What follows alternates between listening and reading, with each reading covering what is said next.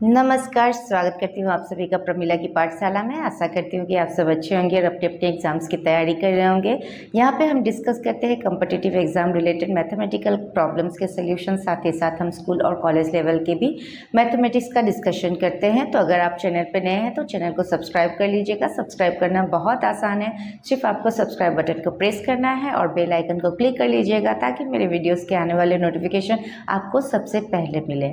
तो बच्चों, जैसे कि आपने अपना JLEE 2025 का एग्ज़ाम दे दिया है, आशा करती हूँ कि आप सब बहुत अच्छे नंबर लेकर आएँ और बहुत अच्छी जगह एनरोल हो जाएं। तो JLEE 2025 का जो मैथ्स पार्ट है उसका आंसर की मैंने अपलोड कर दिया है, आप देख सकते हैं, लिंक मैं डिस्क्रिप्शन में दे दूंगी। लेकिन जो बच्चे 2026 के लिए प्रिपेयर करना चाहते हैं वो इस वीडियो को अच्छी तरह देखें, ईच एंड एवरी स्टेप को समझें। JLEE 2025 का जो क्वेश्चन पेपर आया है मैथ्स का वो बहुत आसान था। अगर किसी ने थोड़ा प्रैक्टिस किया होगा तो उसने 20 to 25 क्वेश्चन इजीली अटेम्प्ट किया होगा। तो आप अगर 26 का प्रिपरेशन करना चाहते हैं तो अभी से आप अच्छी तरह प्रिपेयर करना स्टार्ट कर दीजिए। तो अभी हम सॉल्व करेंगे JLEE 2025 के मैथ्स के क्वेश्चन पेपर का सोल्यूशन। तो वीडियो को लास्ट तक जरूर देखिएगा क्योंकि ये वीडियो आपके लिए बहुत हेल्पफुल रहेगा। तो चलिए स्टार्ट करते हैं। The sum up to n terms of the series 1 plus 3 plus 9 plus 27 plus dot dot dot is 364. Then the n is option से 5, 6, 7 and 9। तो पहले देखिए ये किस टाइप का सीरीज है। ठीक है, तो यहाँ पे पहले दिया है 1, फिर है 3, फिर है 9, फिर है 27। तो ये किस टाइप का सीरीज है वो हमें देखना है। तो अगर हम देखें सेकेंड टर्म को अगर हम फर्स्ट टर्म से डिवाइड करते हैं तो हमें मिलता है 3। थर्ड टर्म को सेकेंड टर्म से डिवाइड करते हैं तो 3 मिलता है। फोर्थ टर्म को थर्ड टर्म से डिवाइड करते हैं तो 3 मिलता है। दैट मीन्स ये कौन सा सीरीज़ है? जीपी सीरीज़ है। तो अगर जीपी सीरीज़ है तो यहाँ पे फर्स्ट टर्म हो गया हमारा 1 और कॉमन रेशियो हो गया 3। ठीक है, हमें एसएन दिया गया है, एसएन इक्वल्स टू 364। अब जीपी सीरीज़ में एसएन का फॉर्मूला है r⁴n-1 बाय r-1। ठीक है, तो यहाँ पे हमारा फर्स्ट टर्म क्या है? 1 है, r के जगह पे आ जाएगा 3, n हमें निकालना है -1 डिवाइडेड बाय 3 -1। ठीक है, तो इसे हम लिख लेंगे इन दिस साइड। ओके, तो ये हो जाएगा 3⁴n-1 by 2 equals to 364। So this implies 3⁴n-1 is equals to 364 into 2। So ये हो जाता है 728। This implies 3⁴n is equals to 7 to 8 plus 1 equals to 7 to 9। So this implies 3⁴n equals to 3⁶। तो अगर हम दोनों साइड इक्वेट करते हैं तो n का वैल्यू आ जाएगा 6। तो करेक्ट ऑप्शन जो है वो है B, n equals to 6। Next question है, if x equals to 3 plus √8 then the value of x² plus 1 by x² is option है 32, 34, 38 एंड 42। तो यहाँ पे हमें x दिया गया है और x² प्लस 1 by x² निकालना है। तो देखिए ये एल्जेब्रिक फॉर्मूला है। तो x² प्लस 1 by x² को हम लिख सकते हैं x plus 1 by x minus 2 into x into 1 by x। ठीक है, तो ये क्या हो जाएगा, सॉरी स्क्वायर। तो ये हो जाएगा x plus 1 by x whole square minus 2। ठीक है, तो हमें इस फॉर्मूला को यूज़ करना है। तो पहले हम क्या करेंगे, 1 बाई एक्स निकाल लेंगे। तो 1 बाई एक्स क्या हो जाएगा, 1 बाई 3 प्लस √8। अब हम इसे करेंगे रैशनलाइजेशन। दैट मीन्स न्यूमरेटर को हम मल्टीप्लाई करेंगे 3 माइनस √8 से और डिनोमिनेटर को भी मल्टीप्लाई करेंगे 3 माइनस √8। ठीक है, तो यहाँ पे हमने रेशनलाइज कर दिया। तो ये मिल जाएगा हमें 3 माइनस √8 बाय, देखिए ये a plus B into A minus B का फॉर्मूला है। तो ये हो जाएगा 3 square minus √8 square. So this is equals to 3 minus √8 by 9 minus 8। So this is equals to 3 minus √8 by 1। Okay, that means ये हो जाएगा 3 माइनस √8। अब हम करेंगे x प्लस 1 बाई एक्स। तो x प्लस 1 बाई एक्स करने से हमें मिलता है 3 प्लस √8 +3 माइनस √8, तो ये हो जाएगा √8 कैंसिल, तो यहाँ हमें मिलेगा 6। दैट मीन्स x + 1/x का वैल्यू है 6। अभी हम इस फॉर्मूला में x + 1/x का वैल्यू पुट कर देंगे, तो ये हो जाएगा x² + 1/x² is equals to x + 1/x whole square -2, तो ये हो जाएगा 6² - 2, दैट मीन्स 36 - 2 इक्वल्स टू 34। तो करेक्ट ऑप्शन जो है वो है B, 34।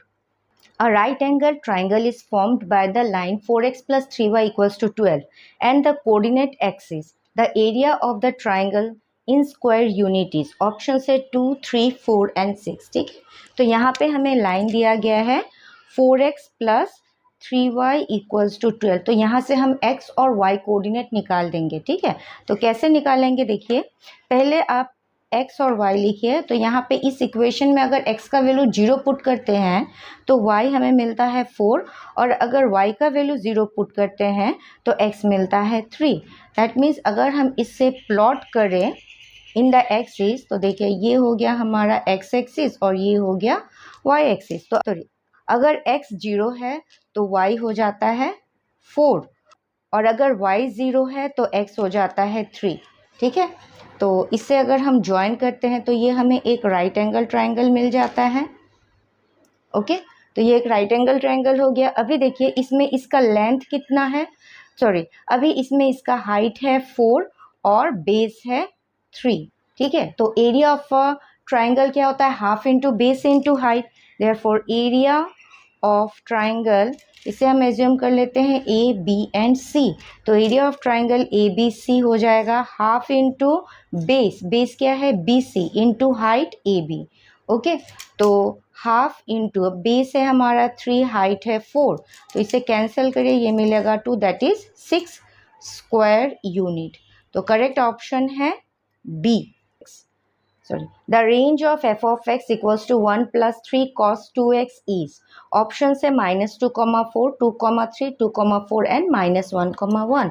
तो हमें पता है कि cos x का जो रेंज होता है वो होता है -1 to 1, और जो डोमेन है वो होता है x बिलोंग्स टू रियल। ठीक है, तो हमें रेंज निकालना है, तो रेंज ऑफ x क्या होता है -1 to 1, that means -1 less than equals to cos of x less than equals to 1, तो इसे हम लिख सकते हैं -1 less than equals to cos of 2x less than equals to 1।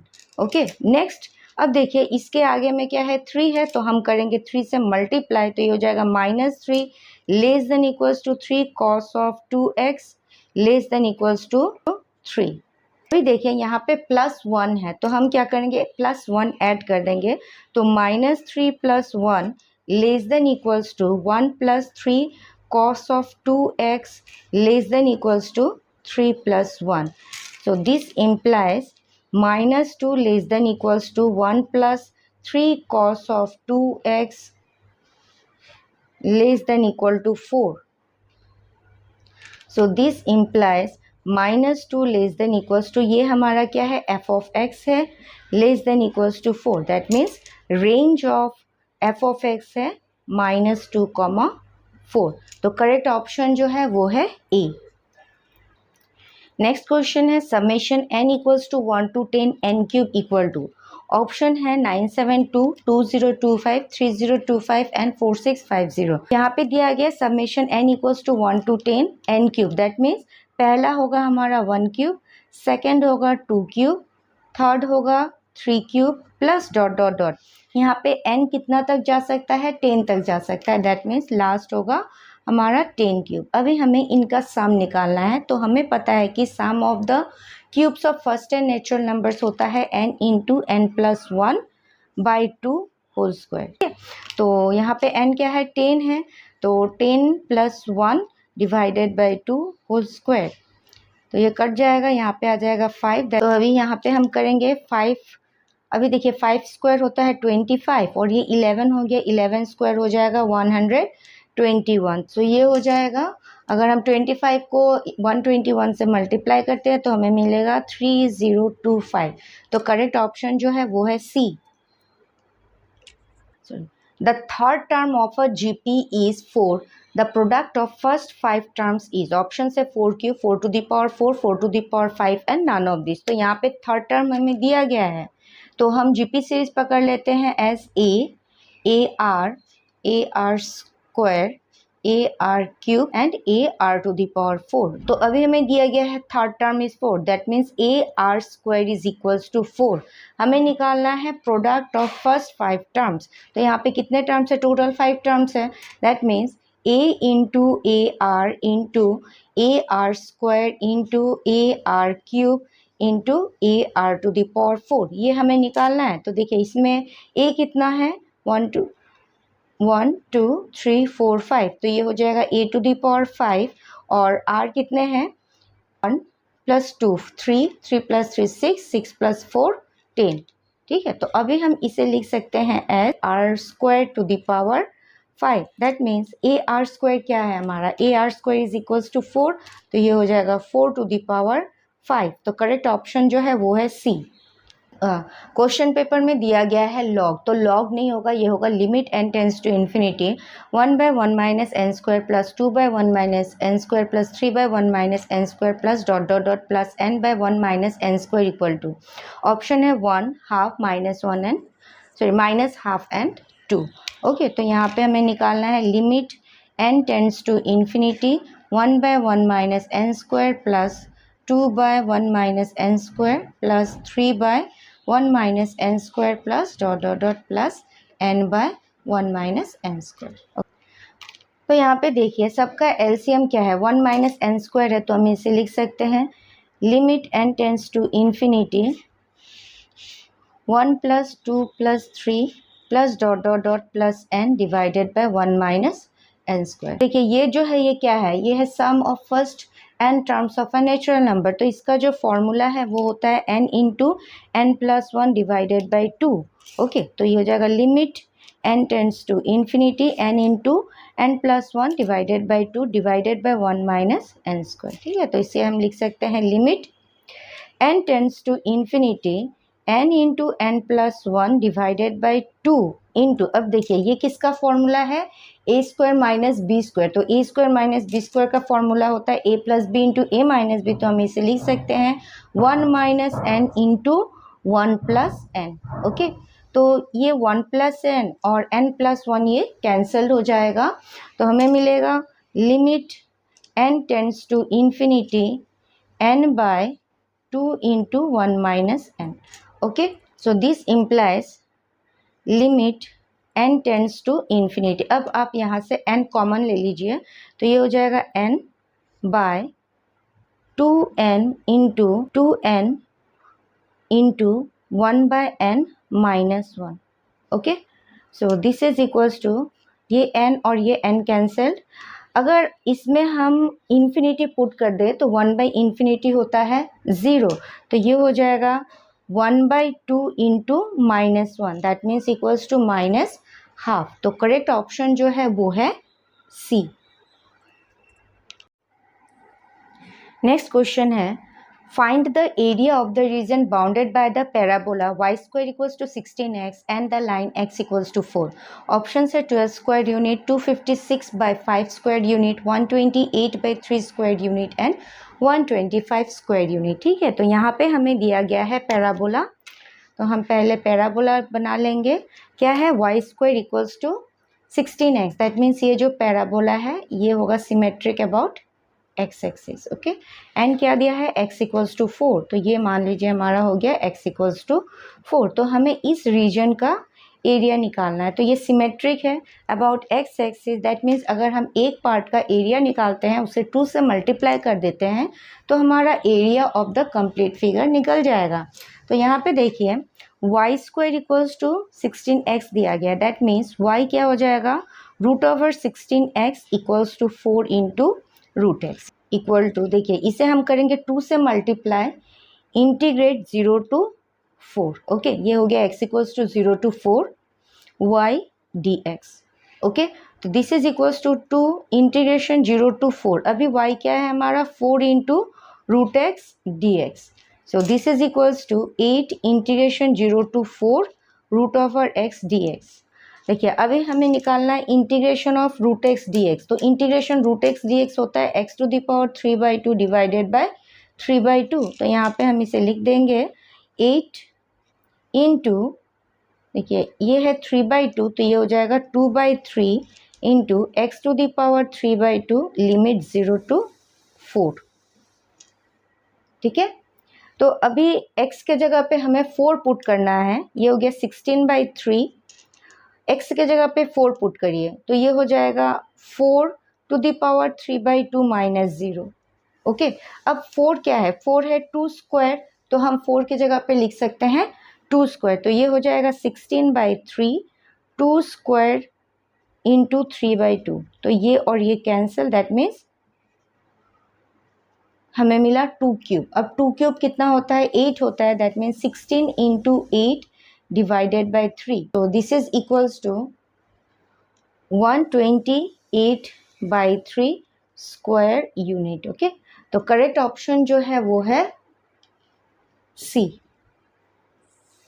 Next question है, if 1 minus ix by 1 plus ix equals to a minus ib, then a square plus b square equal to, option से 1 by x 1 x and x square। तो देखिए ये जो है इसमें हम modulus का प्रॉपर्टी यूज करेंगे।